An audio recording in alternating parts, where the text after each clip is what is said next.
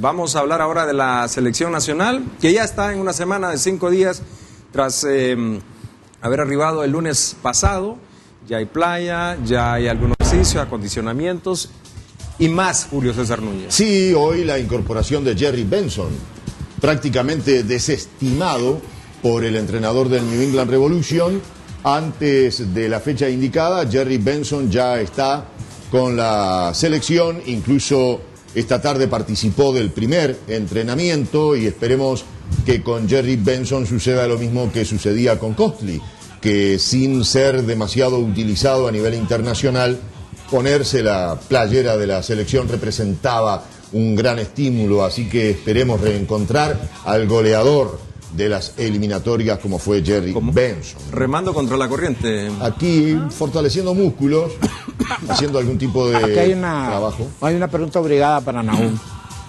Todos estos jugadores vienen de terminar un campeonato y es obligatorio el descanso. Hicieron dos, una pretemporada y una mini pretemporada, como se le llama hoy. A veces, esto no ocurrió con Rueda. Esto no ocurrió con Rueda. Y estoy viendo que a los jugadores le están haciendo cargas, porque este es un trabajo de mucha carga. Estamos a un mes de ese primer partido. Yo quisiera saber ¿Cuántos días tiene Mario Martínez, por ejemplo, de no estar en competición? Sí, no, yo lo que veo es el tipo de preparación, porque si estos jugadores vienen saliendo de un campeonato, no es como para iniciar el otro. Porque ellos vienen de un agotamiento, más bien son otras cosas. Ese es mi criterio, es decir, por lo que hemos estado viendo. Pero esto a mí me preocupa. Lo que pasa es que cada preparador físico también tiene su librito, ¿no? Por ejemplo, ¿hace cuánto que en Honduras no vemos pretemporadas en playa? Muchos preparadores han desechado eso. Sí. Pero aquí lo vemos de la selección. Lo otro, ¿quiénes son los que están recibiendo esa preparación? ¿Son los que están en Europa? ¿Son los que están en Estados Unidos? ¿Quiénes son? Los que están en Honduras, ¿cuántos partidos tienen los jugadores hondureños? Y aquí es donde hay que preguntarle, Foncho, discúlpame, al especialista, sí, que creo que es el que mejor puede contestar. Porque si vamos a juzgar por estas imágenes, podemos caer en cierta imprudencia, en todo caso, porque no sabemos si esta es una imagen única del día y no más, o si está bien dosificada, o ellos tienen más conocimiento de nosotros, porque a veces la preparación física aún varió en el transcurso del tiempo. Hay una preparación física diferenciada porque tú tienes una condición distinta de la mía en el plano natural. Esa es la tendencia en la actualidad, Juan, a la diferenciado, ¿verdad? Sí. Entonces, a veces hay trabajos únicos para todos, pero depende, ¿no? Son acondicionamientos, preparando el músculo para ir por ese factor diferenciado. ¿Sabes no hasta dónde? Yo no estoy hablando como experto, ¿no? ¿Hasta dónde llega? Que se dice que los jugadores mayores de 30 años hay que tratarlos de una manera, de acuerdo al número de partidos. Entonces es muy amplio el tema, Foncho. Sí, no, de acuerdo. Yo creo que cada preparador también podría explicar, bueno, cuál es su teoría del entrenamiento, cómo lo aplica. Sí. Entonces ahí podríamos entrar también en discusiones. Ahora, ¿a cuántos días estamos del primer partido, también, verdad? Estamos a un mes. Entonces hay trabajos combinados, hay tiempo de reposo, seguramente el fútbol irá.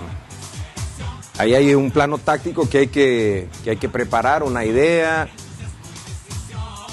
El jugador que menos descansó de todos estos fue Marvin Chávez, porque Marvin Chávez jugó, anotó 2 goles con las Chivas de Los Ángeles y de inmediato se incorporó a la selección.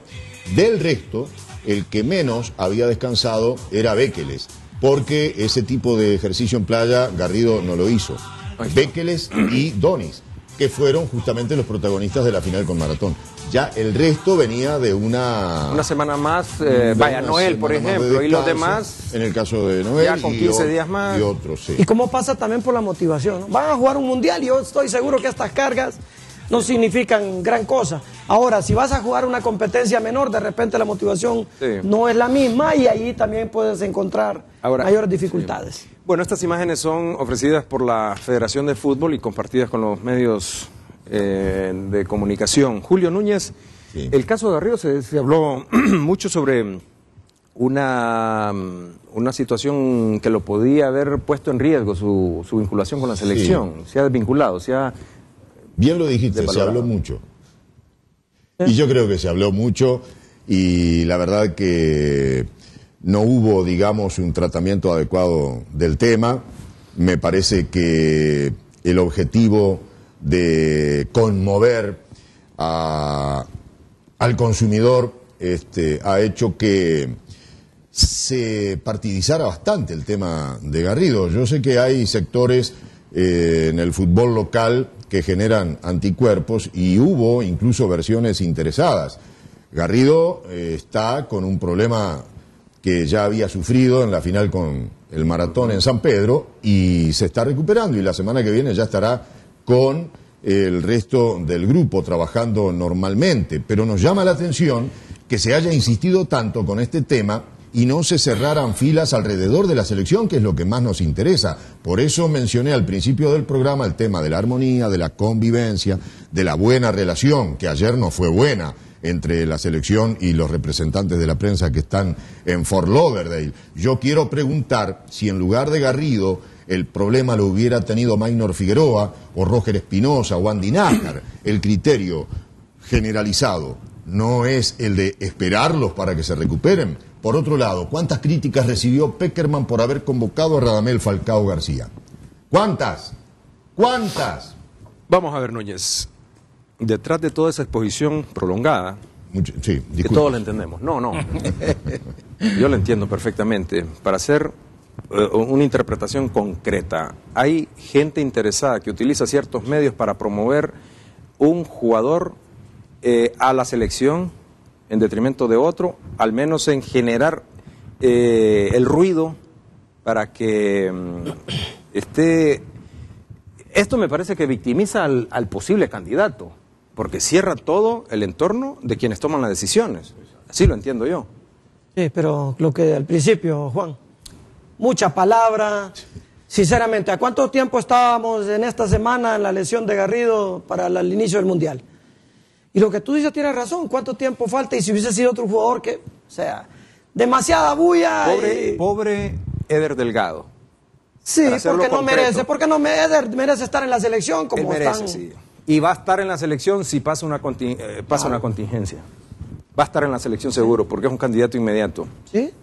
Buen jugador. Puede ser que se lesione Claro, puede ser de que buena se lesione temporada, Wilson, puede ser que se lesione Garrido definitivamente, ya en la premura del campeonato, en la inmediatez del campeonato, y vaya.